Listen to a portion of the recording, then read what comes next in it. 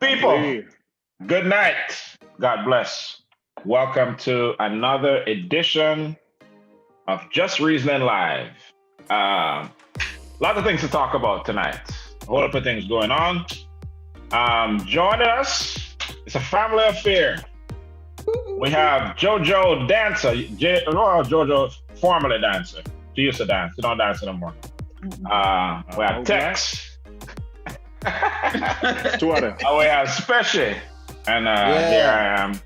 We have a whole lot of things to talk about. So let's jump right in it. Your head look unusually large. Are you like closer to Oh, me? so that's how we're starting off. We're starting off crack. All right, John Legend. Hold up now, John Legend. Bust it up right quick, John Legend. Anyway. Big game. I got my Anthony Hamilton. I'm the mediator. President Dub. I'm the mediator, sir. Anyway, so let's start off with the presidential shit show. I think anybody who watched that debate last night would. Hi, DJ, what's happening? I don't know why he's up here. I don't know why you're up here either, DJ, but we heard what you said. So this first topic is dedicated to you. Yeah. So after the debate last night, a CNN analyst was there going around and asking about the debate. And on CNN, she said, it was a shit show. Like literally use those words, right? And I don't. Anybody who watched that would have to agree. It was, and one thing I think is important to point out, because when people say it was a mess, it was a shit show, then people can have the impression that it was both people going crazy and talking crazy, which was not the case. You had the madman Trump, just as rude, as arrogant, as demeaning, just the complete asshole. If you think of the worst possible asshole you can think of, that's how he was for an hour and a half. And I was watching it just chilling at first, and then I was like, I need to grab a drink or something, because this is stressing me out. And so wifey would just look at me and just look at my face, how I was, and she just went and brought me the bottle. Because it was a mess. So I have a whole bunch of comments about it, but I'll kick it around. Did you guys see the debates? And what are your thoughts? DJ, what do you say, DJ? What were your thoughts?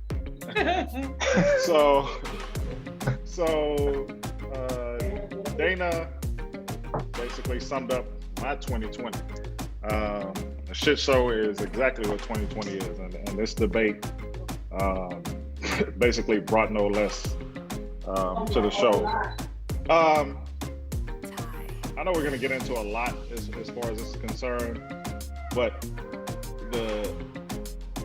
I'm gonna circle back around and talk about my boy Biden in this case, because you are exactly right. When you say shit show, you automatically think that it was on both sides, but it wasn't. And you got to think about the key points that Biden made during this whole debacle. And I like to focus on the times where he actually looked in the cameras and was speaking to the American people. Mm-hmm. In those times, you can tell that somebody was actually sincere, and they were trying to bring an agenda to the table and let the American people know what they want to do for the country. Now you go on the other side, and I'm not going to name any names. Y'all know what I'm talking about. And it was basically just a bully game. He did exactly what he came to do, to get under Biden's skin. And there were times where he definitely succeeded. And I just wanted to see Biden basically ignore that BS and get his message across. So, we have future debates coming up. The first debate is the debate that most people usually watch, okay? It is the most viewed debate. Now, I don't know if this is going to turn people off or what, but after that debate last night, I do. I just want to see the vice president's debate. I don't want to see that mess again. I mean, I'm still stressed. I'm still drinking. My bar don't want to see me no more. You understand me? Like, it's like, come on, dude. Like, checking the AA or something. Because as a citizen, as an American, all I thought to myself is, what are other countries looking at us and saying? Exactly. You know, what are they actually looking at and saying? They're like, these are some effing idiots. Yep. Up here. Yep. You know, but anyway. Yeah. Jojo Dancer, what do you think? Let's hear your thoughts. So, all your thoughts. As a non-voter who gets a lot of slack for choosing not to vote. Formerly non-voter. But I'm getting to that. Okay. Formerly non-voter. Yeah, Hercules. So last night I said, okay, you know what? Let me try to fully understand what or who I'm voting for. Let me see if you picked the wrong debate. Yeah, that is what it is. Okay. If you pick this debate to pick a side, Yeah. All right, go ahead. No, my computer just froze. I don't know what happened. But my thing is, I'm surprised that so many people are surprised at Trump, because he is who he is with no apology. He's a jerk. He's a jackass, and I didn't expect anything less from him. Mm-hmm. And I felt bad for Joe Biden, because I was sincerely trying to hear and focus on him, and Trump was just a big old distraction. Mm-hmm. And there were things that touched me, hurt my feelings, like when he was talking about Joe Biden's son, and you know, into this, and then of course the comment heard around the world, you know, about the hate groups and the white supremacy groups and things like that. Stand down or whatever he said. I was like, you know what? Yep. I stand back and stand by. Stand by. Exactly. Yeah. Exactly. That's what he said. And then that right there, I was like legit scared. I'm like, you know what? I have to go out and vote, because like this dude can't stay in here. I still feel like it's choosing the lesser of two evils. But I'm like, yo, this dude gotta go. This dude gotta go.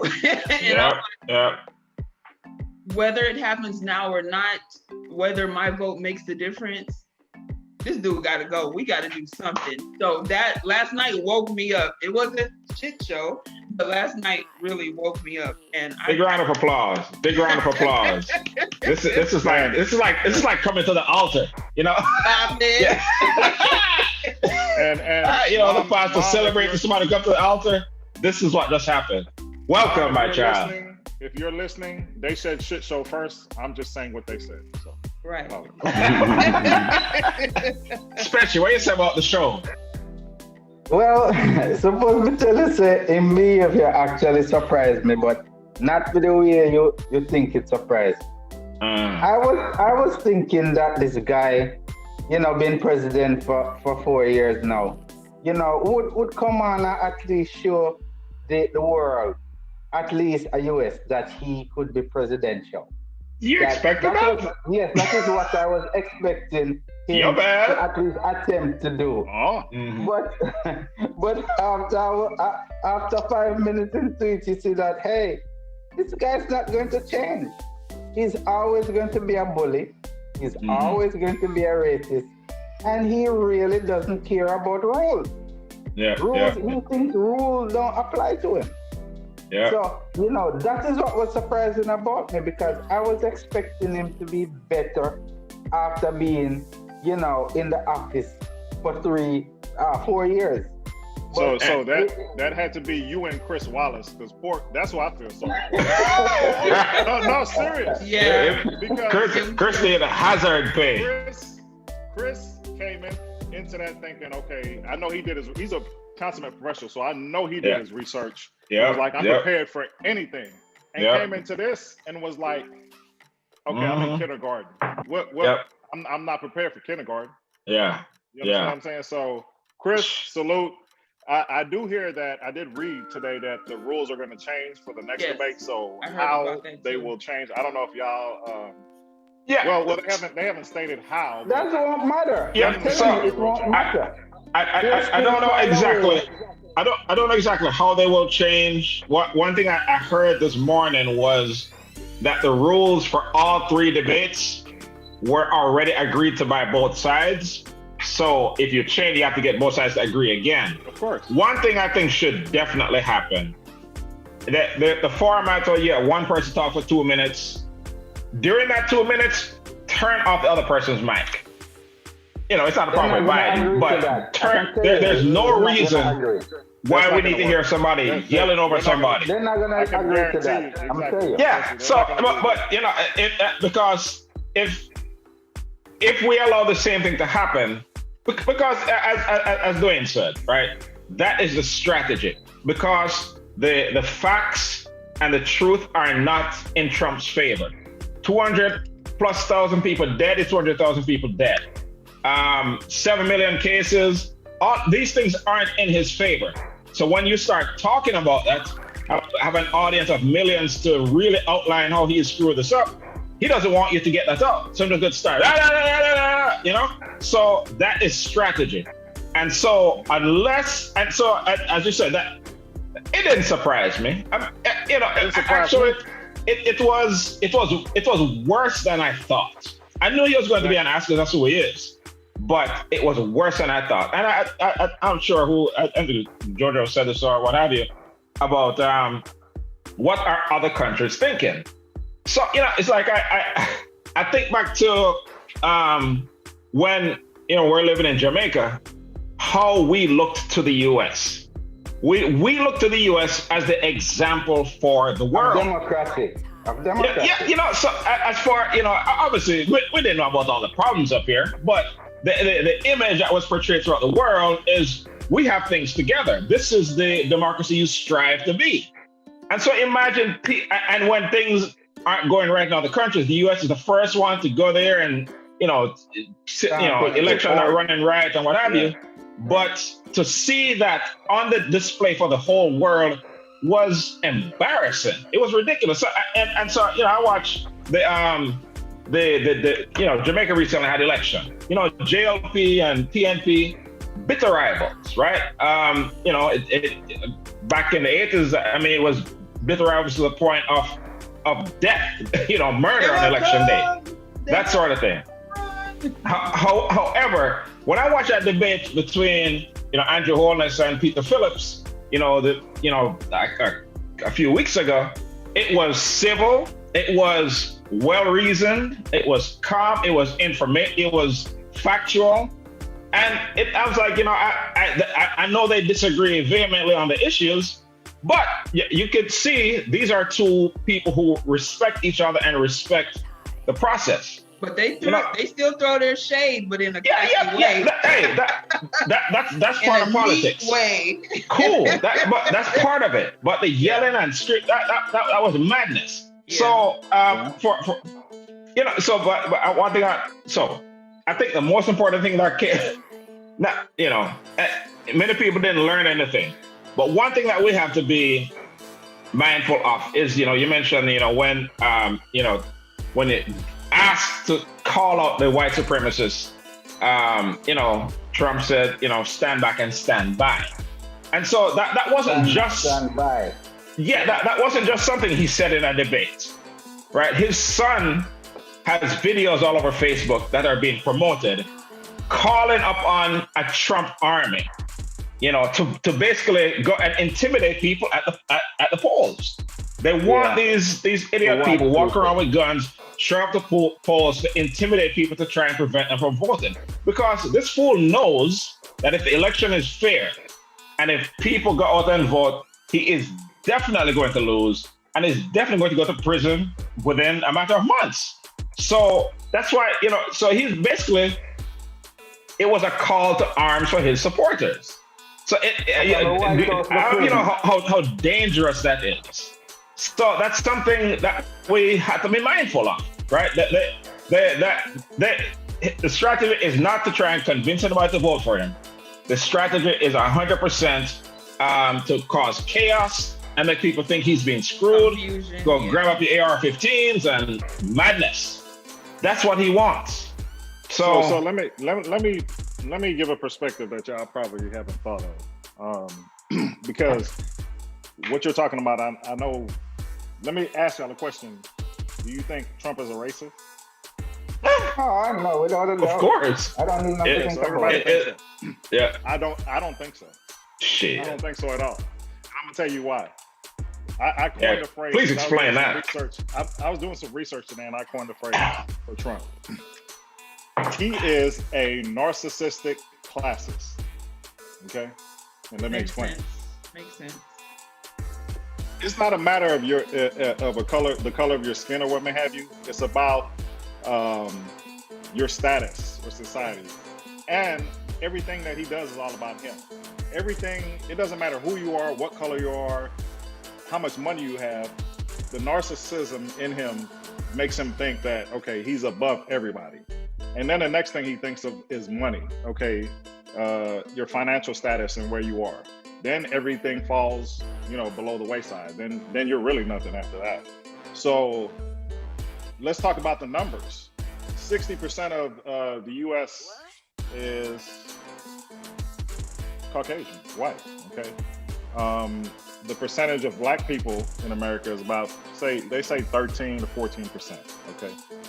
Let's say that's 10%. That's all I see. No, right? That's because we live in the suburbs. Okay? Yeah. If y'all watch the debate, y'all know what I'm talking about. Yeah. So think about this. If 10% of that 60% are, let's say, white supremacists, guess what that'll do? That'll cancel out our vote. So he's all for numbers. It's a numbers game to him. Like everything else, it's a numbers game. The more support he can get, that's what he's for. I don't think it's a black or white thing, or one race is better than him. It's a numbers game. Right. If he can benefit from it, I think he's for it. I think makes a lot of sense. I don't think it's an either or. I think he is a narcissist. I think the other is the classist, and I think he is a racist.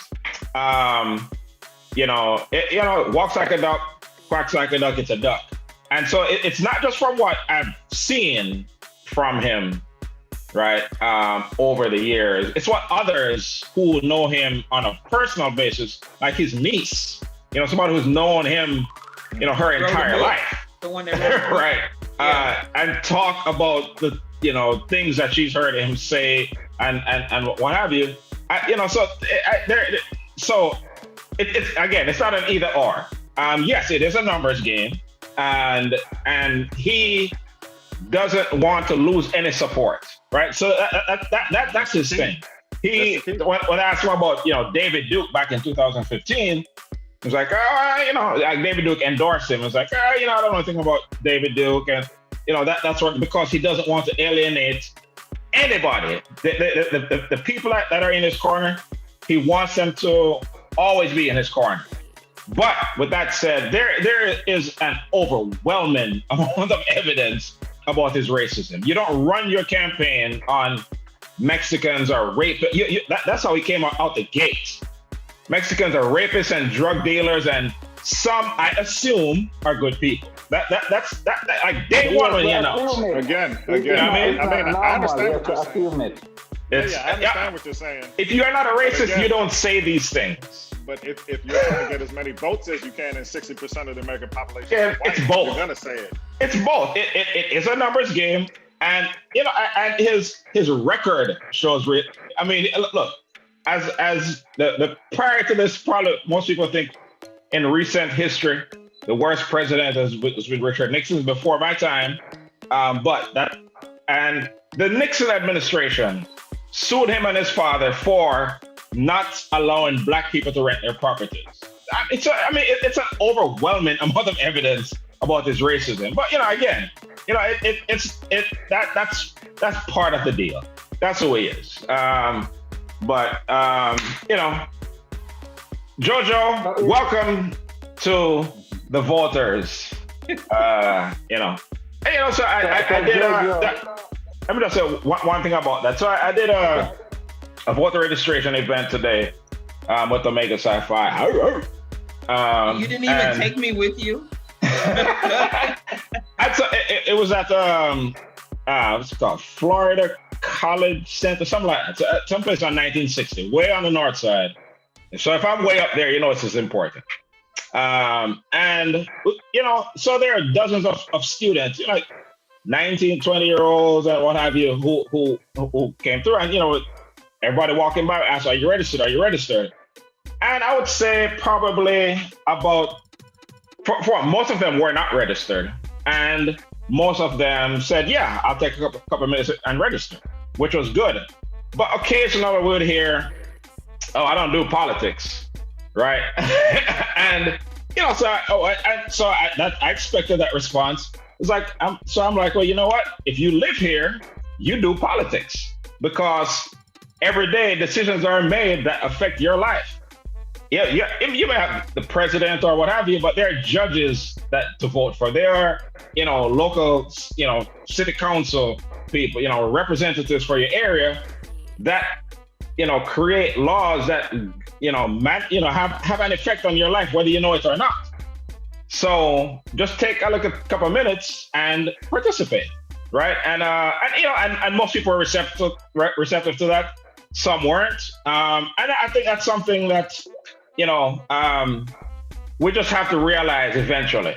Like when these issues come up with, you know, another, you know, so yeah, maybe you don't care about climate change and that sort of, you know, things that seem like they don't affect you, even though they do.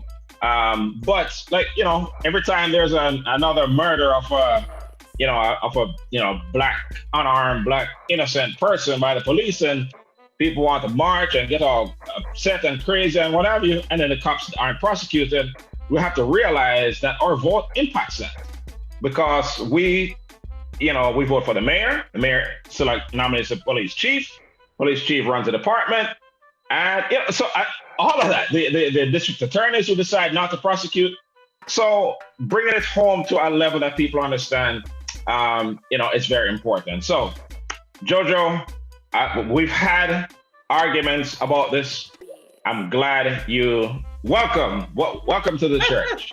Well, I will say, the doors of the church. To piggyback off of what you just said, I will say that people like our Mayor Turner, the police chief, Sheila Jackson Lee, I love them to death. I want them to stay in their positions. They make me want to vote for them. So it makes it look like not everyone's bad, not everyone's evil, not everyone's throwing people under the bus. So the reason why I'm laughing. Sheila Yachty, don't? Yes. Yeah. Then I must. The reason why I'm laughing, that one more thing about this voter registration event. So, you know, so we all had on our masks, right? And so I asked this one lady, probably like middle-aged, 50-60-year-old black lady, if she's registered. And she said no, and then she kept walking, and she turned around, and she was like, "Mayor Turner, is that you?"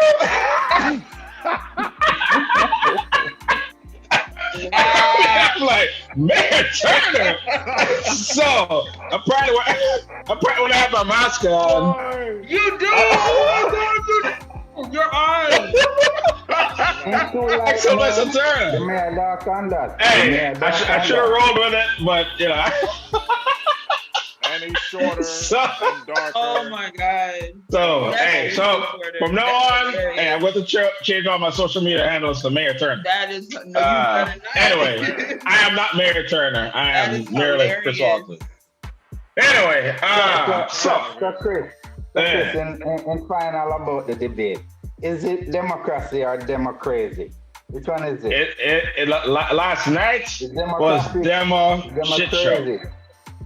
Demo crazy. I hadn't heard that before. I like that. Yeah, but yeah, it was madness. Hey, there are two more debates. I hope. 2-year-old son, shit show. Yeah. Shout out to DJ. This segment was dedicated to you. All right, so with all this madness going on, man, you may be thinking, do I want to live? All right, so as long as I've lived in the United States, the last election, I saw things weren't really going well. I kind of laid down on the couch, right? And then I fell asleep. And when I woke up, I looked on the screen and it said, Donald Trump elected president. And I mean, it was like, I turned off the TV, I'm gonna wake up my wife, and I was like, he won. And she jumped up out of her sleep like she saw a ghost. It's like, what? And and so that's when our kid was she was a baby, so she was in the crib in the room at the time. And so we're just talking about the country that we live in that would elect somebody like that, such a racist, woman hater, all the bad things. What does it say that we classes? He didn't and racist, all of that. Again, it's not either or. He's all of the above. So so as long as we've lived here, that was literally the first time that I thought, do I want to spend the rest of my life in this country? I never thought about it before, but and then it hasn't gotten better since. So I've thought about that a lot more since. So with that being said, a lot of people are thinking this, and there is many countries around the world have a citizenship for sale, right? So what it is, it's called citizenship by investment, and there's many countries around the world. So you may not be, you may be thinking, okay, I want it. It's expensive, but what it is there many countries around the world. I think about 5 countries in the Caribbean, like St. Kitts, Grenada, Dominica, and a few other countries. They have a program where you can basically buy citizenship, and it is for the wealthy. Right? It starts at like $100,000. Oh. Right? And they're saying, and even though this was going on before COVID, they said since COVID, many people are thinking, I may need to move around and go someplace else, that the applications for these programs have gone up by like 42%. And that's why I mentioned the price point. It's like $100,000 US for like an individual or a couple, and then like $250. Of course, it's different for every region, but basically with countries that are suffering because of the tourists aren't coming through as much, and it's affecting the overall economy. But again, even though they had these programs in place before, and they use this money to invest in different programs, like in St. Kitts, they had a program where money from this program would go to farmers who have been displaced by the sugar industry going under, and that sort of thing. Or the money goes towards a school, or it goes towards the development of. So it's just another source of getting revenue. So that is the good side. The potential good side. So before I talk about the bad, what do y'all think? Do y'all think that these are good ideas? Do you think Jamaica should look into such a program? Other Caribbean countries? Do you see this as a good thing? Jojo, citizenship by investment, or buy a visa, buy a passport. What do you think about that program? So I definitely agree with it. I definitely would do it if I had the money. And so the way I was raised, my dad always taught me that America is no place for Black people. Right. And come on now. Hello. Preaching that for years. My dad. I remember. I'm not gonna cut you out, but he was saying that before it was cool. I remember him saying, at a certain point, hey, I'm gonna pack up and I'm out of this country. And since he left, one day, I have not seen him since. One day I ain't seen him. That was back in like 85. I ain't seen him since. He packed the bird and his record collection and was go. Oh, that record collection is deep too. Oh, I know. Anyway, go Jojo. But yes, you're absolutely right. It's been 20 years now. My dad moved back to Jamaica and hasn't looked back. And that's another reason why I'm in the process of moving to Jamaica. It's one of those things. Say what? Stop. We'll talk about that after. That was for TV. That was dramatic for TV. All on a gram. What they call it? What these youngsters call it? On the book. Yeah, Instagram. Yeah. But you know, that's why I've been going back and forth, because that's what I'm working on, because it's to the point where I just don't want to be here anymore. And I get that. I feel sorry for people who feel the same way but can't go anywhere else. Like, born in America, parents in America. Everybody has a choice. Exactly. Well, everybody have a choice. But not every. Everybody have a choice at all. Everybody has a choice. I'm not saying it's easy for everybody. Not an easy choice, but it's a choice. Not even that. Some people just don't have the means to. And I didn't say it was easy. That eliminates the choice. Because even us coming here wasn't that easy. First of all, did you cut off our one lady guest? Especially Trump. Especially Trump. Hey, especially Trump. Make Jojo finish her point. Hey, Trump, hold on. Go on, Jojo, finish your point before Trump cut you off again. Okay, Mr. Mediator. But special. Now take that. Take that shot. No, but I do agree with the opportunity. I wish that it was more affordable for more people. But, you know, I honestly feel bad for people who just don't want to be in this country that we unfortunately, you know, have to deal with. And like you said, that's why it's so important to vote and things like that. And Chris, you and I have had this conversation where I said, you know, I'm not into politics, especially here, because it just feels like it's not worth the fight. But you have to think about others as well. We vote for other people as well. Even if I'm not gonna live here, I can still go out and vote for the people who are going to stay and live here. And kids like Sydney Rose and DJ that have to grow up, you know, and deal with the repercussions of what, you know, the presidency is doing now, because we're doing this for them. You know how I feel right now? I feel like a farmer who planted a seed and nothing now go on for years. Take all the credit. Yes, months. Sir. All right. And then you see something start growing. So right in this office where I'm sitting in right now, we sit down and have this very conversation. And I'm like, and you know, she said, look, I don't think it's going to make a difference. And, you know, all these things. So, you know, I've heard that perspective before. And so, you know, I'm doing fine regardless of whatever. I was like, well, you know what? It's vote, not necessarily for yourself, but for others. Right? That's what you told me, yes. You know what I mean? So, so I feel like a farmer. Harvest. Okay, farmer does. But yes, in conclusion, I don't think it's a bad thing at all. In conclusion, I wish I knew exactly which countries were participating in it, but it sounds... It's a whole bunch. Australia, a whole bunch of them. Okay. Special, what do you think? Well, let me tell you something. I only for them country there. They need the income, right? And I say, do just like what America do. Charge to come over there, and if you do a thing, we take you back and tell you to go back to your yard. Right? We need translation. Was that the choice? We need translation. Okay. Let me buy it up for you.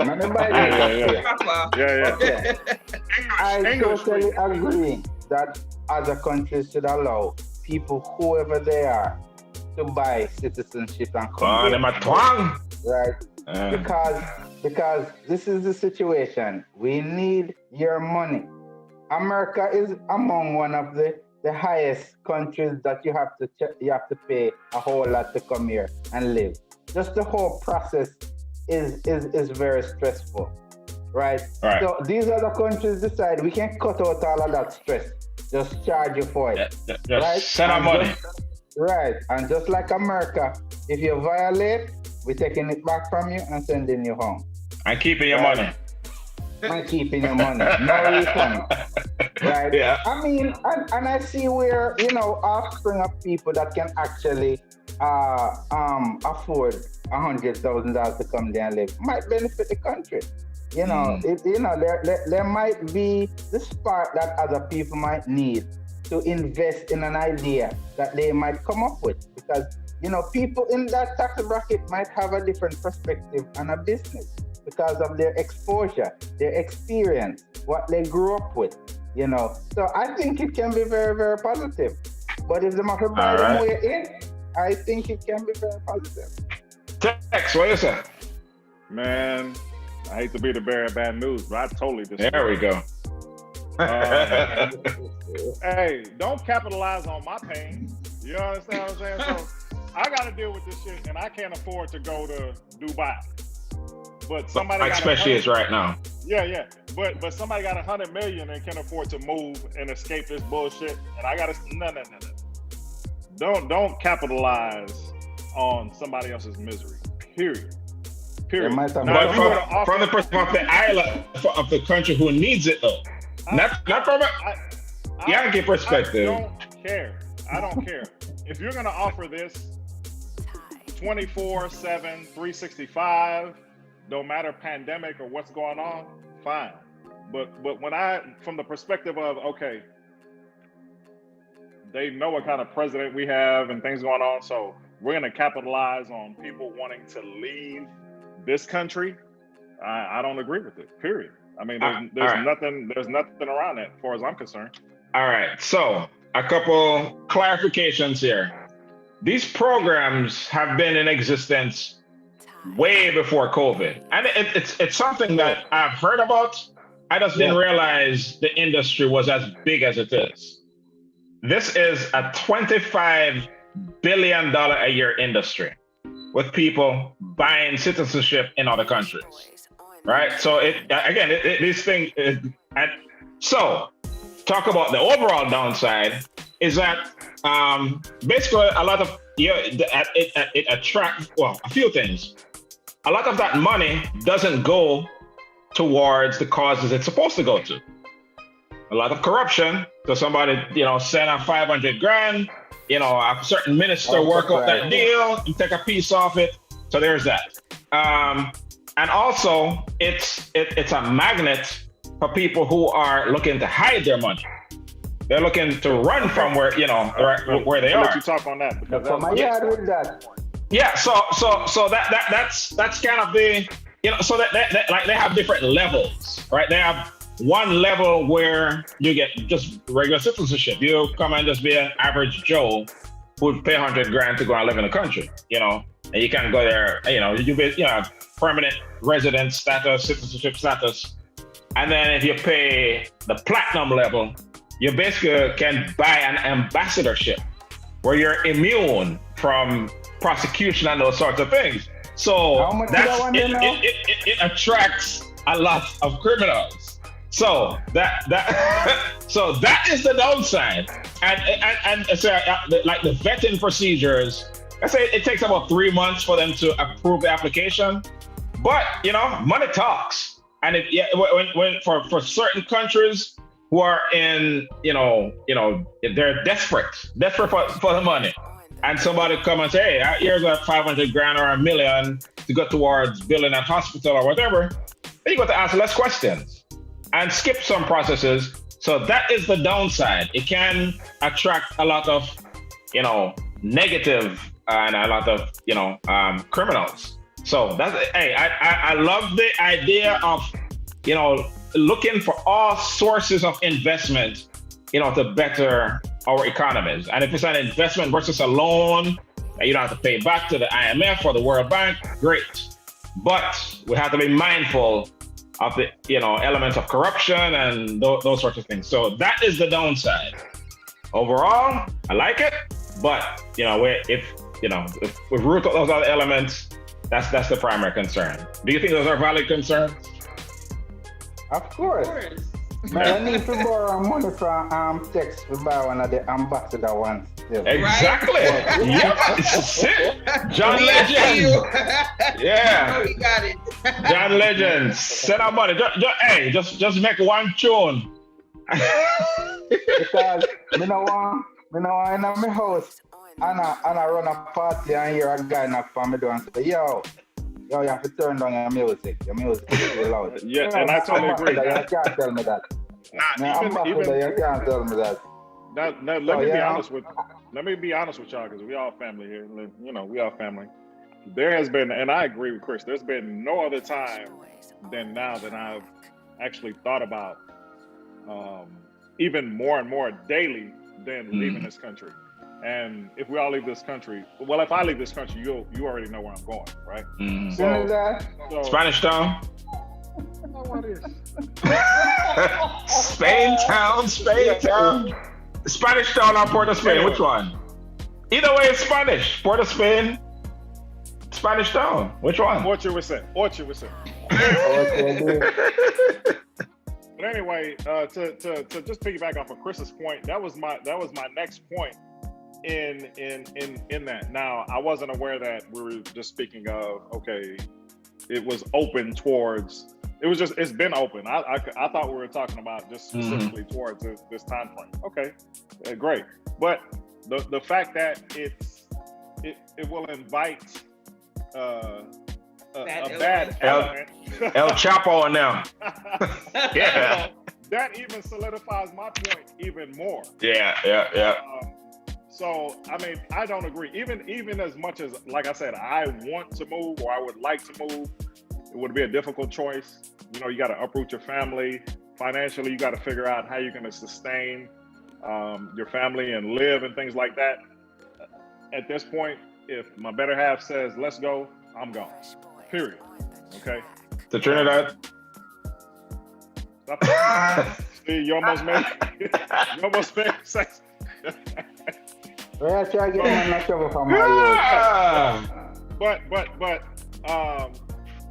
now I will say, for those who legitimately would like to leave the country and move and you know, take their family and they can afford it, more power to them. My thing is for countries capitalizing on the US's should I say shortcomings. Okay. Yeah, so and they're talking about like who is, and this is something that we'll get into in a future episode about just really the impact of China throughout the Caribbean and Africa and what have you. In Antigua, for example, 1/3 of all the visas were from China. So you know, hey, but you know, it is what it is. But I think it's a larger conversation that we'll have about the impact of China, you know, throughout the Caribbean. All right. Speaking of Trinidad, we have one Trini on the program tonight. So. No. Wifey on the show. She talking about Port of Spain. What she said? She said Port of Spain? Yeah, tell her she misspelled Spanish Town. Spain Town, Spain. Been overruled. Speaking of Trinidad, TNT Massive Carnival. Okay, so you gonna talk about this and not have at least one Trini on the line? That's the role you play. That's the role you play. You're the only person who has been to Trinidad Carnival, so you have to speak on it. So Trinidad Carnival has been canceled for this year, and you know that the first time where I knew that this pandemic was real was when they canceled South by Southwest, which brings a whole bunch of money to Austin. Huge. And then once they canceled the Houston rodeo, I'm like, whoa, this is legit.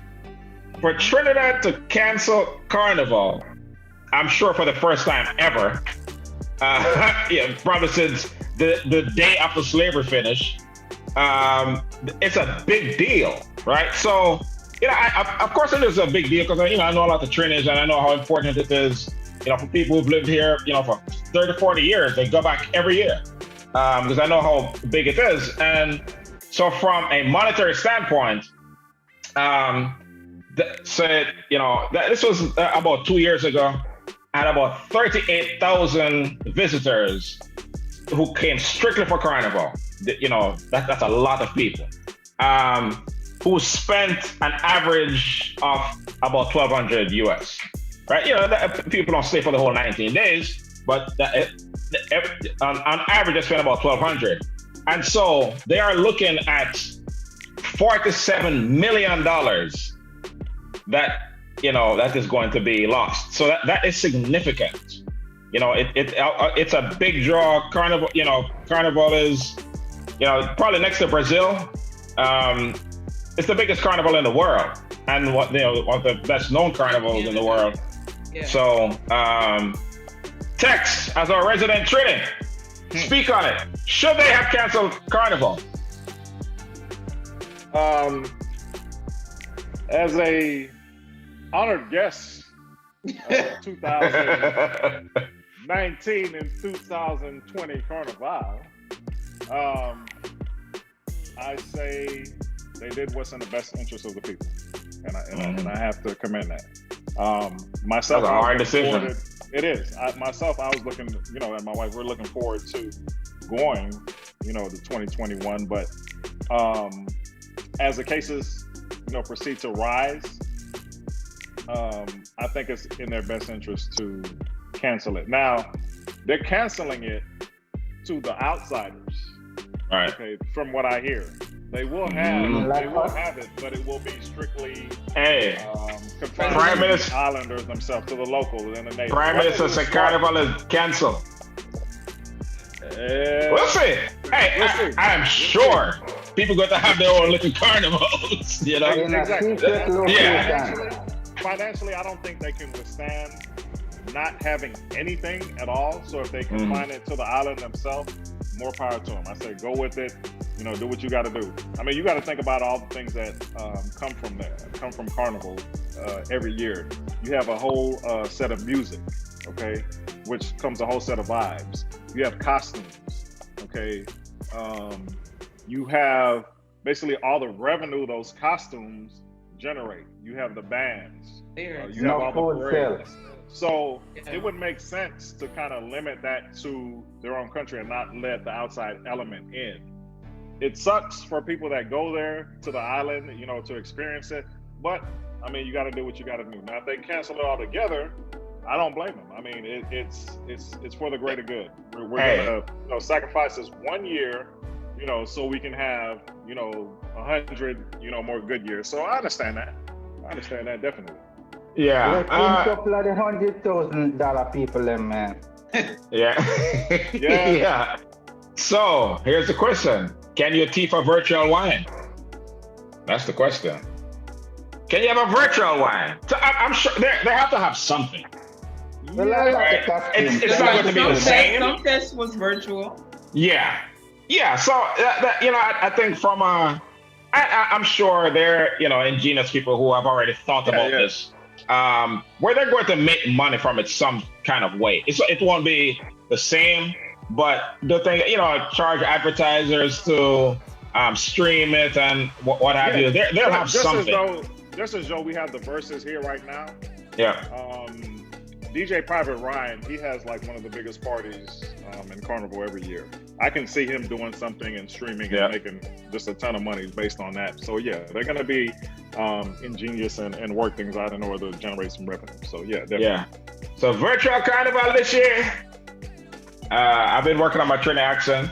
I think it's getting better every week. No. So I don't envy any of these leaders of countries who have to make these difficult decisions, because on one hand you have the health concerns, which can really, that supersedes everything. But then economic concerns are really, really real, right? You have people who would depend on this, and that's a tough decision to make. But they felt it was in their best interest, so so it go once especially send them $100,000 for Trinidad citizenship. Life is good. Well, on there, people online, they got stuff to say. Are these Trinas? Screen out all the Trinas. Screen them. All right. I'm joking, Trinas. Some of my best friends are Trinas.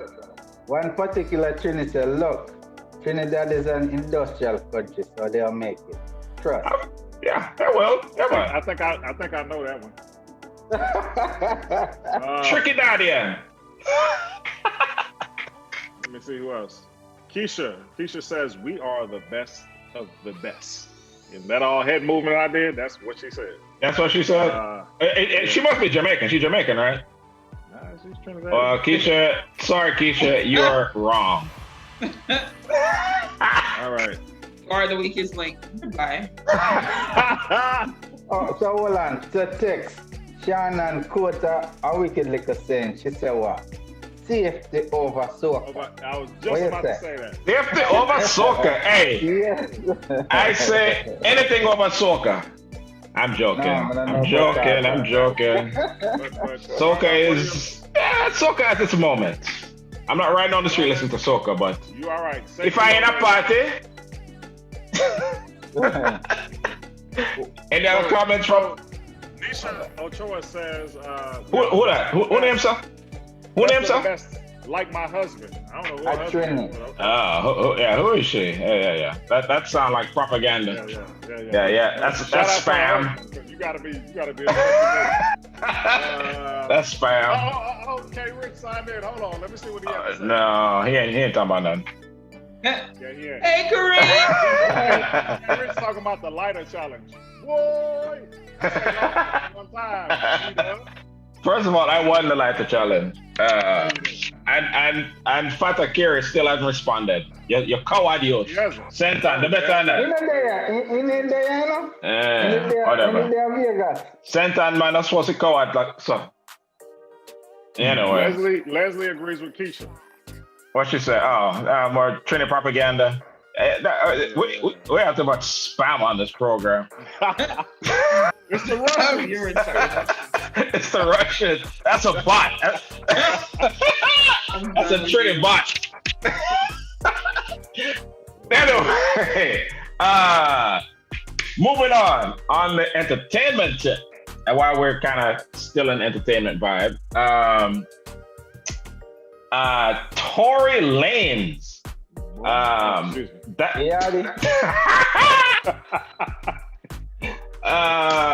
So little background. I don't listen to a lot of new hip hop, right? You know, I don't listen to a lot of rappers who are under 30 years old. On this one, I might have to get some assistance. Go on. I mean, I don't get into all the mess and all the drama, but anyway, so look at background here. Tory Lanez, I guess ex-boyfriend of Meghan the Stallion, Houston rapper. An incident happened out in LA a while back. I guess a couple of months ago, something like that. Yes. 2 months ago. Yeah, where she says, and I'm going to say she says because I don't know. And she says they got something happened and he shot her in the foot. Right? There were 4 people in the vehicle. Him and his security, she and a friend of hers. She wasn't saying anything at first, then she did an Instagram live and saying you shot me, right? And she showed pictures of her wounds and what have you. Don't know if it's a gunshot wound or not, but since she made that statement, everybody just assumed that this is what happened. And again, I wasn't there. I don't know what happened, but he hadn't said his side of the story at all. He dropped an album this past Friday, and at some occasion on Fridays when the new music come out, I check my Facebook feed and everybody's talking about this one particular thing. So everybody's talking about this new album that it's like since we're in Houston, there are a lot of Meghan fans here in Houston. So I saw a lot of people just like going off on him, so I was like, what? Let me listen to it.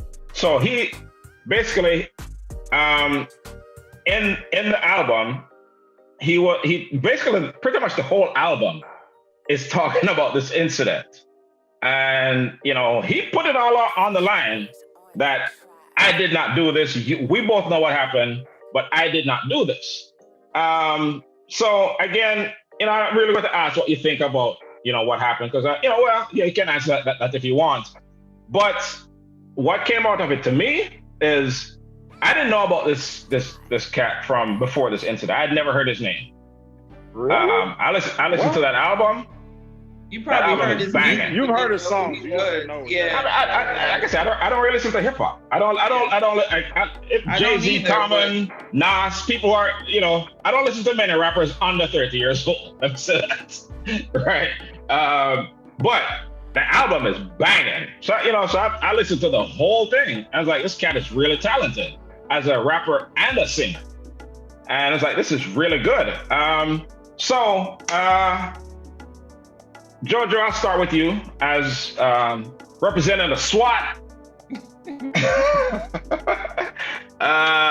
What do you have to say about that? Texas, baby. You can speak on it from any angle. You can talk about the incident. You can whatever angle you want to come up. What do you have to say about this incident? So the situation. For people who know me on a personal level, like, I'm that ride or die. So if I know you got warrants, if I know your head ain't right, if I know you're a public figure, if something like that happens, I'm not gonna go public with it. But if you come for me and you start making it an issue, oh, it's over with. You started it, I'm gonna finish it. I had your back and I was keeping your secret for you, but then you want to flip it on me and act stupid. So okay, now the truth's gonna come out and we're gonna see what happens. So in my opinion, that's what happened. What do you think happened that night? What do I think happened? Yeah. I think that it was an accident. Mm-hmm. I think that they were maybe drunk and high. And that's a definite. Look, yes. Maybe they were allegedly. Mm-hmm. And like you said, representing the SWAT, she's from Houston. We don't play that. But if you I don't want to speculate, Dub. I don't know what happened. You don't have to. I'll speculate. At the end of the day, like you said, at the end of the day, like you said, she had the wounds to prove what happened to her. Something happened. Yes, exactly. Yes. So, without getting somebody in trouble, she was just like, this is what happened to me. At first, she wasn't saying any names, but then she was. And then, like, when she did her live, she wanted to clear up some misconceptions and stuff like that. Me personally, I would have just left it alone. But he also went a step further and made a diss track. And got a diss track. No. He talked about it. Diss track. There's no diss track. Yeah. But how media that's how it was. That's why me following the mess. That was the but it's not. It was basically an explanation, right? Without getting into a lot of details. His perspective, yes. Right. His 100, which prior to this nobody had heard. So I guess so. Let me ask Tex that question. Right. Did Tory Lanez go about this the right way? Oh, okay, I can answer that. He definitely went about it the wrong way. All right. Definitely, because basically he said that when the situation happened, his people, said, not to make any comments. They would make a statement, and for him not to say anything about it, which I think was definitely a mistake. Because once somebody accuses you of doing wrong, okay, you definitely need to speak up and say, "Hey, I didn't do this." Mm-hmm. Okay, let everything run its course, and you will see that I'm innocent. Not say anything at all for 3 months. Mm-hmm. Come out with this album. Now, I do agree with Dub. Shout out to K Rich, because he listened to the album first and told us, we should listen to it. Album is phenomenal. Bang it. Personally, I don't think anyone would put so much energy and time and talent in a record. Not just one record, the whole album. It's like 5 songs dedicated to this specific subject. If he did it. Okay, that's just me personally. Now, what I think happened, this is my personal view, has nothing to do with anyone. The views of Tex are not necessarily the views of Soul Rebel Productions. Find people in this or Soul Rebel or anything like that. I believe Now he gives context clues of things that happened. I believe he was caught with another woman in a compromising position. Okay. And I can say that because he says it in the song. It was one of them Jenners, Kylie. Kylie Jenner, who he said he had a crush on. If it's Kylie, K Rich, correct me. Tell me if he be fact checking me while I'm on the show. Text me. Get him, K Rich. Kylie Jenner, what may have you, and they were caught in a compromising position or whatever. His girl rolled up and was upset. I think somebody tried to calm the situation down. It got worse. JoJo said it best. H-Town, we ain't for that. Got riled up. Situation happened. Security might have been involved. From what happened, what she said, she got shot from the back or what may have you. So if you get shot from the back, how you know who shot you? You know what I'm saying? So exactly, I want the gun when me turn on. Probably the one who had the gun. I have a lot of people saying, asking the question, why would Tory Lanez have a gun when he has security and things like that? My thing is, man, look. Shit. No. I know different. Okay. Yeah. Because basically, you're a reflection of the element you're about. You have. So a lot of these rappers and things like that, when they're hanging around, even if their security has protection on them, they feel more comfortable. They're whatever. They have something on them too, just to be safe and what may have you, because they don't want no drama. Anyway, I believe something did happen. She did get shot, but do I believe it was Tory? I really don't. I really don't. I followed his career for 6 years or so, and he's been around that long. Yeah. He's been around for a minute.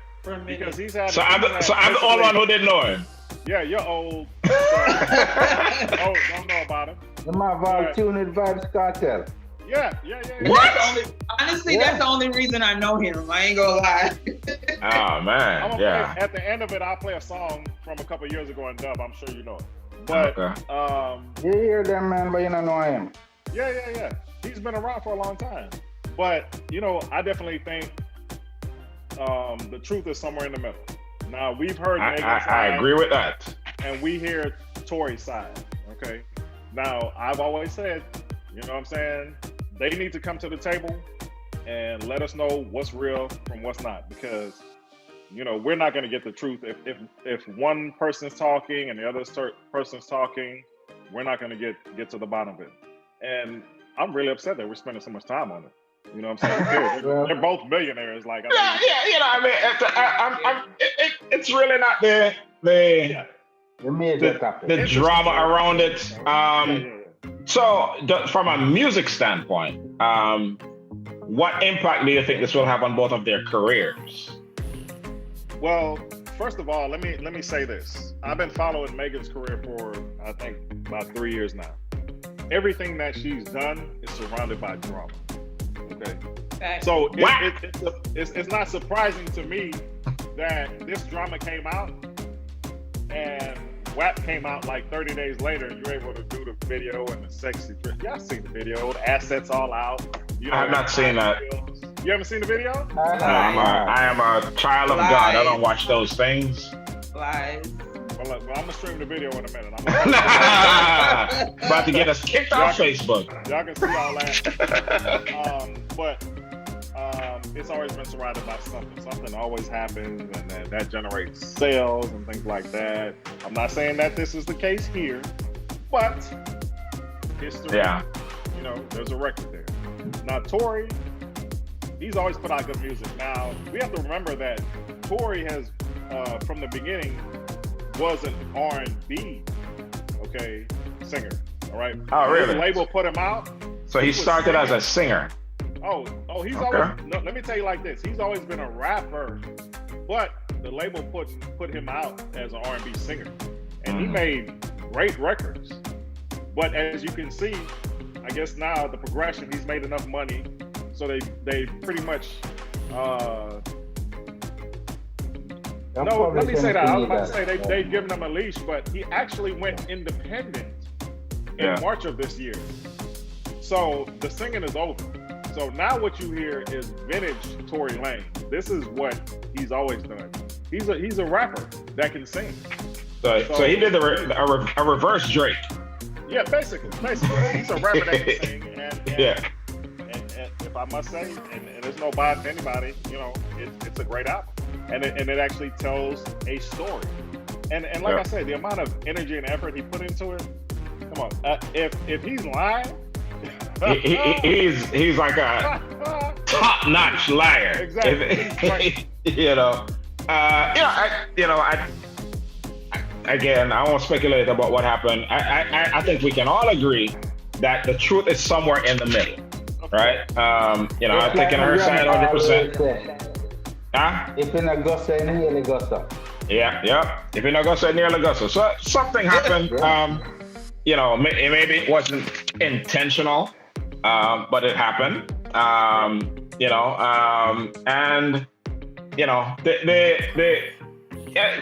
few things came out of, and just kind of looking into this.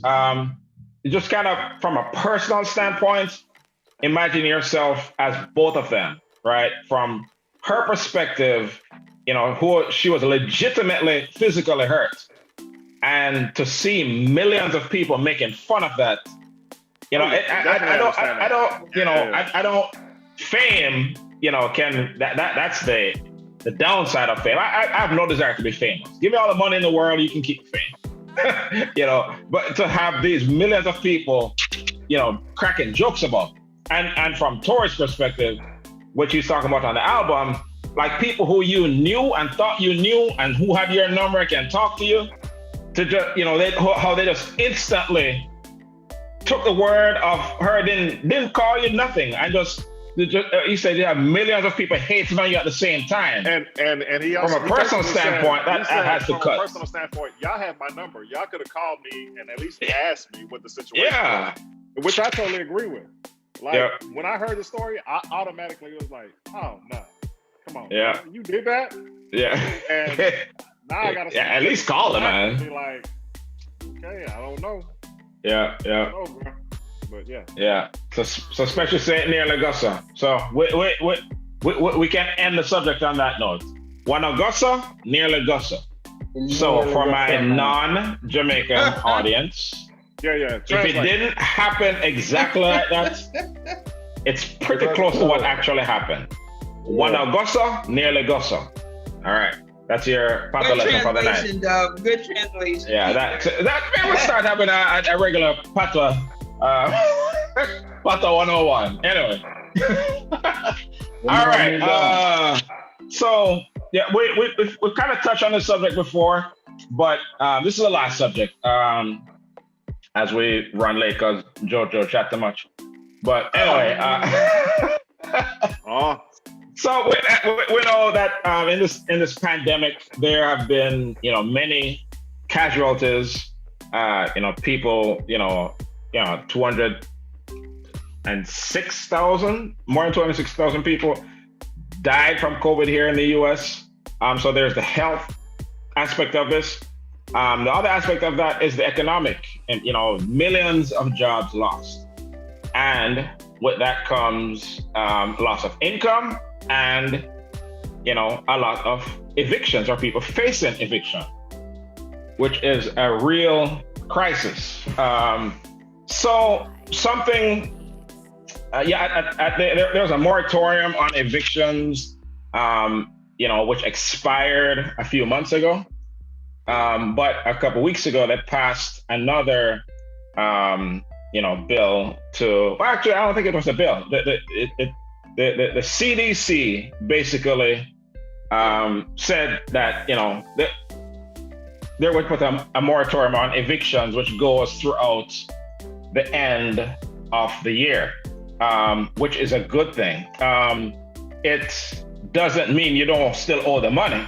Right. You still owe the money, right? It will pile up, right? So if you miss 3 months, you won't be evicted. But you still have to come up with that 3 months at the end of this when this expires. But if there's something on the news, it was on CNN, but it was actually here in Houston, where they they basically went with a sheriff or whoever does these evictions, going around knocking on doors to evict people. And it was just a heartbreaking thing to see. To see a few, like the one that sticks out in my mind, a young couple. They had probably 2 or 3 young kids. That one was a baby, and to see, they went and evicted them right there, and they didn't have any place to go. They didn't have any car or anything like that. And so the stuff that they had in their house, in their apartment, was just thrown out on the grass. And so the only things that they could carry were things they could carry on their person or whatever could fit in the baby's stroller. And to see that, it was heartbreaking seeing that. And so a lot of people are facing this. So we'll actually post a link on the site, but there's an affidavit from there's a CDC moratorium. I forget the exact term, but there's a form that you can fill out that will basically, you have to basically prove that you have tried to get assistance. You don't make more than $99,000 a year if you're an individual. For a couple, it's $200,000. But once you certify that these things are true, then you won't be evicted until the end of the year. And this is nationally. Overall, it's a good thing. At least it kicks the can down the road. But, in the middle of everything going on, man, the fact that they, many people won't be homeless for a while, it's a good thing. So, yeah. What you said, Jojo? So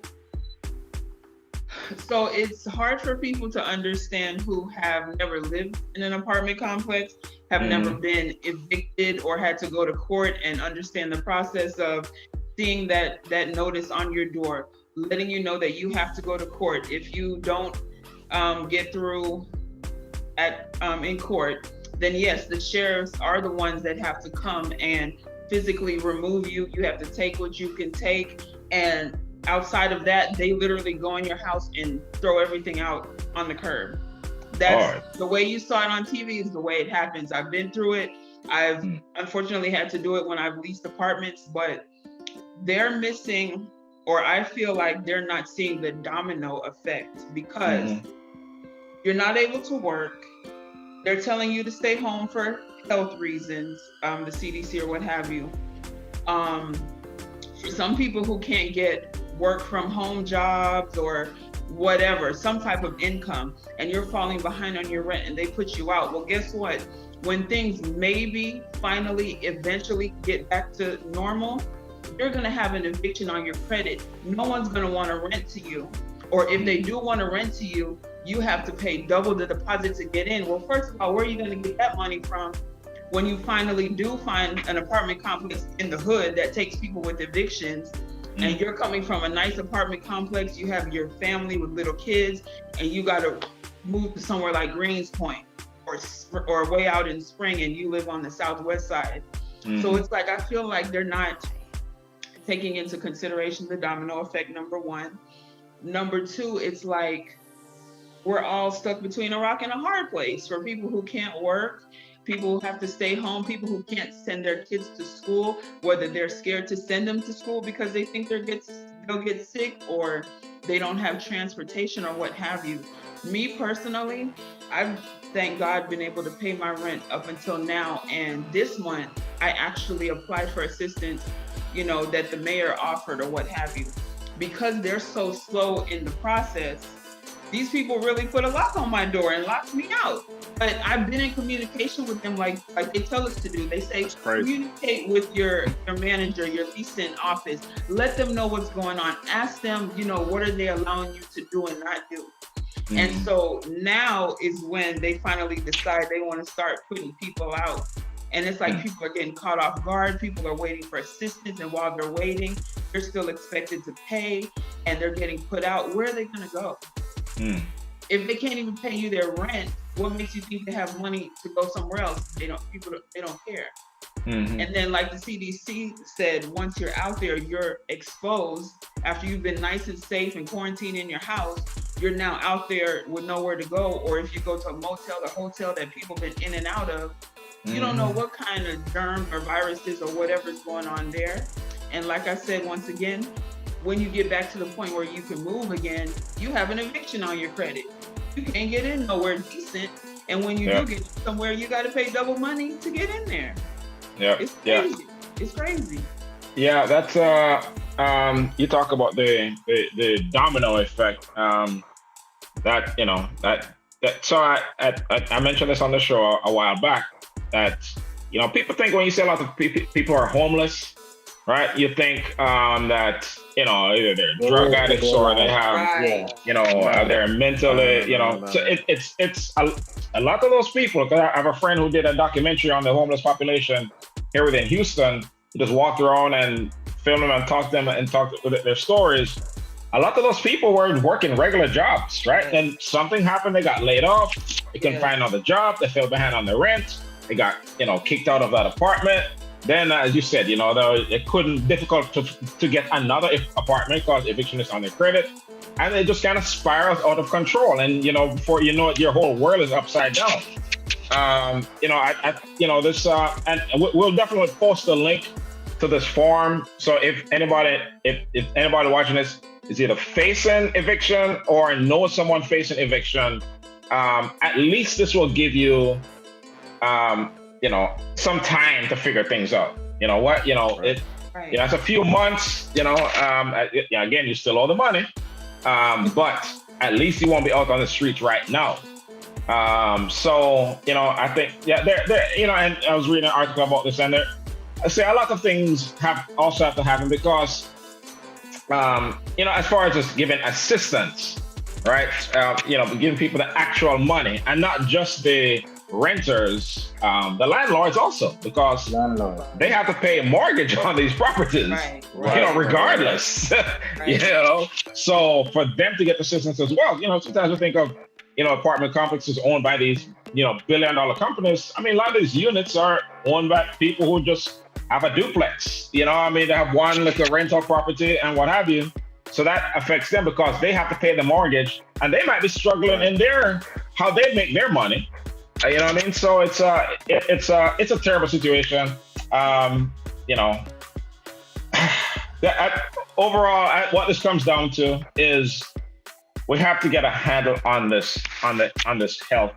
How we started off this episode, we're talking about the debate last night, and then we can talk about the shit show that it was. But in the midst of all that, and as Biden was really trying to, talk to people, right? Instead of all this yelling and stuff going back and forth, in the midst of all that, it's a lot of people out here who are really, really struggling. They are sick, their family's sick, they lost their job, and these things are spiraling out of control. So we have to, these are the things that actually matter. With all the nonsense going on, Trump throwing spitballs here and there, but we have to help people who are in dire straits. Yeah, as JoJo was saying, basically, it just takes one situation. Okay, so let me take, for example, the pandemic that we're going through. Okay, you catch corona. Okay, you have your nice apartment, whatever.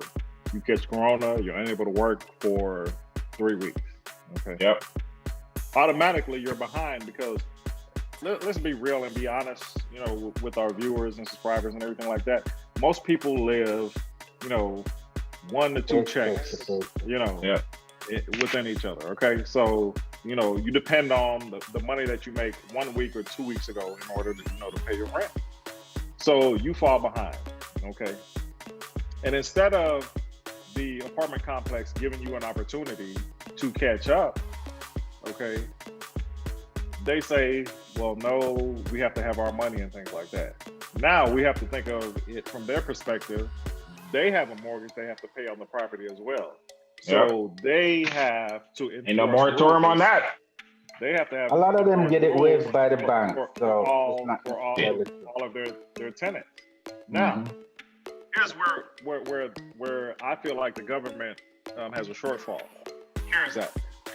How long have we been waiting for an update on that? Basically, the CARES Act expired. I want to say, y'all help me on this one. I want to say it was 3 months ago. It's been a while. It's been a minute. All right. Yep. So they've been trying to meet and come to an agreement and come on. Actually, today they were supposed to meet because they thought they were able to come to agreement, but it was postponed again. Okay. So while y'all are in between us, while y'all are in y'all $1 million estates and things like that, thinking about when y'all want to come to the table and agree to something to, implement for the American people. Y'all not thinking about what's happening to the American people. Okay, what are you postponing it for? Okay, sit down 24 hours, bring a proposal to the table. If there's no agreement made, let's counteract, make some modifications, and come to an agreement. Your people are at stake, no matter whether it's Republican or Democrat. Okay, we have to come to an agreement. Period. Right. Now, it's going to be some point. Y'all already know how it works. They come to the table, they disagree, they can't come to the agreement, and then there's a break for break. No break. Yeah. There's no break. Okay, people are getting evicted from their houses. Okay, people are getting evicted from their apartment. They can't afford food. They can't work. Okay, now if you have to make some legislation that's specific to a certain industry, do it. Airline industry. I heard today they're having to lay off like 140,000. Yeah, like some astronomical amount. Okay, so now you're adding on to the problem. You think these people are going to be able to pay their rent? Okay, if they're laid off now, it's a domino effect because 3 months later, in December, Christmas time, January, Christmas time, they're not going to be able to pay their rent. You going to kick them out too? Come on now. We all have to think long term, think about the people that are affected by this right now and make a decision. All right. So to bring this back to Sydney Rose, come in. Sorry. Come in. Anyway, come on. Anyway, so to bring this back to politics, this is why elections matter. So in the upcoming election, not only is it important, come on. Not only is it important to win the presidency, it is also important to take over the Senate. Because as we talk about the things that have not gotten done, let's keep in mind that the bill to provide the relief for people was passed by the Democratic controlled House months ago. But the Republicans are sitting on it, haven't done a thing about it. So that's why we say elections have consequences. It has consequences because, somebody who may, think that these things won't affect them, something like, providing, the PPP, the paycheck protection plan or whatever that's called, all these things and money for, people who have been displaced or unemployed. All these things are a part of that. But because the Senate is controlled by Republicans who suddenly want to be fiscally responsible after they just gave away billions in tax cuts to their rich friends, now let's be fiscally responsible. That's why elections matter. So, so these are the things that we need to, like when you encounter people who, who feel that they don't need to vote. That's a clear example. Do you know anybody who is unemployed? Do you know anybody who is facing eviction? Okay, yeah, you don't think those things matters, but it does, because by simply putting the right people in those offices, that you could have gotten the assistance needed. So that's why it matters. Elections have consequences. That's what before we do our look at more final thoughts, that's the most important thing that from where we start to where we are right now. And all the madness in the debate and the shouting back and the Trump being an a-hole the whole time and all that. Every election has consequences. not just the presidential election. That's every 4 years. But the people who affect our lives most directly are our local politicians, right? Our city council person, our local representative, the local judges. Every single election has consequences. Final thoughts, ladies first. Jojo. So, wear your mask, people. I'm tired of seeing pictures and videos of these big parties with people without a mask. It got me feeling some type of way. But as a non-voter who is now a voter, go out and vote. Yeah. Let's make a difference. The doors of the church are open. Think about the babies. Special. Yeah. People, all I'll ask for you to do is decide what level of maturity you want to run in the country. You have one example already from one debate that happened. Watch the others and see if there's any improvement.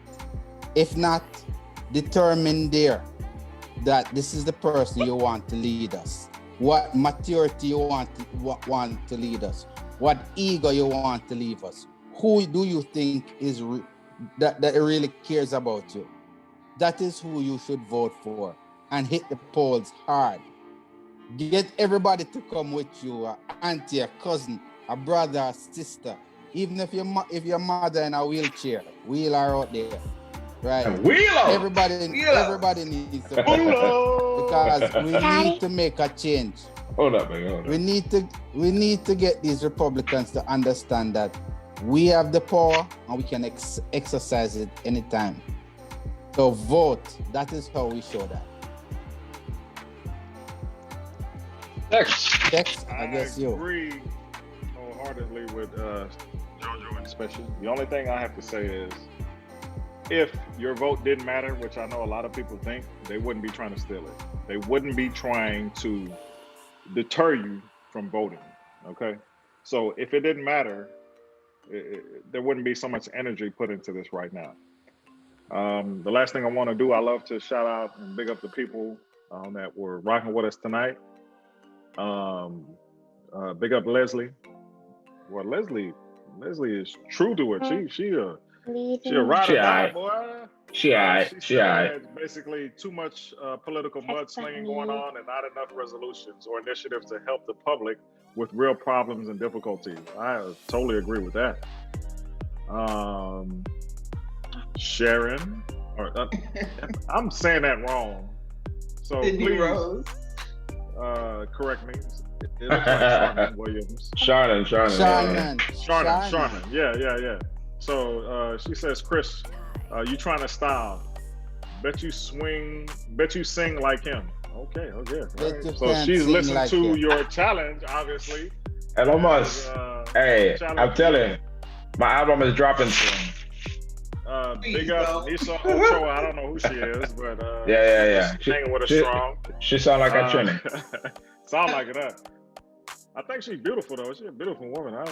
Anyway, looking at her profile pictures, hey, I might have to holler at her, girl. Talking about she's part of a cancel culture. Right. Big up K Rich. You know, he always on here trying to correct people. Hey, Kareem. I'm on people. Big up Shata Kareem. Keisha with the Trini flag all the way through the session. You know, it's all good. And again, my boy Brooklyn and Nano Munoz. Big up. The Nasaricans. Sydney Rose, chill out. Let me talk. Hey, City Pooh. It's way past our bedtime. Anyway, so as we said, elections have consequences. Each and every single election has consequences. Okay. So with that said, Dorian mentioned something just now about if your vote didn't matter, they wouldn't be trying so hard to stop it. There is something that came out this past week. We'll post a link on our website and all that. But the Trump campaign literally had they put in effort where they listed 3.5 million Black people, where their effort was to deter them from voting. And so if you understand how social media works, once you read something or click something or whatever, they know all that information about you. So they're able to gather all that information, figure out, how much. And specifically target messages. This was back in 2016, and they're going to do the same thing again this year. So, a lot of people talk about, how Hillary's evil and she's just as bad, she's worse than Trump. A lot of people are saying that stuff not just because they thought that. It's because they were specifically targeted to see hundreds and thousands of these ads. So that effort was to let people not vote. To just say, you know what, I don't want to vote. I'm not voting for Trump, but I'm not going to vote. So something to keep in mind, in the election of 2016, a winning Trump got less votes than a losing Romney and McCain. So it's not like his numbers were overwhelming. It's just that we didn't show up, and it wasn't by accident. They targeted us to not show up. So keep that in mind. So every election has consequences. With that said, this Saturday from noon to 6 p.m., we will be at Cool Runnings Jamaican Grill, playing music. Cool Runnings have the food and whatever. We're going to be registering voters. Every election has consequences. It really matters. And, so come on out. If you're registered or not, just come out and hang out and vibe with us, and we can talk issues. We can just reason the parking lot and just vibe. So come through this Saturday from noon to 6 p.m. That's mysoulrebel.com in association with the Houston Caribbean Professionals Association. We're going to register in voters. So come through. So people, thank you once again for tuning in. The Sicker Girl is way past your bedtime. You shouldn't be up right now. But I thank you for tuning in. This is very important that we have these conversations. We went long tonight, but when Georgia's on the show, she chat a lot. So it goes. So until next week, same time, 9 p.m. Central Standard Time, for Just Reasoning. I thank you each and every one for joining. If you liked what we had to say tonight, or if you didn't like it, just share this information. Just share it. Click on the share button. Share it with your friends. Let them watch it. And as we, want to amplify the voice of the Caribbean community, the Black community, and get these messages out. Talk about these issues that are of relevance to us. So until next week, bless upon yourself. One love. Peace. Like, comment, and subscribe. Big up, JC.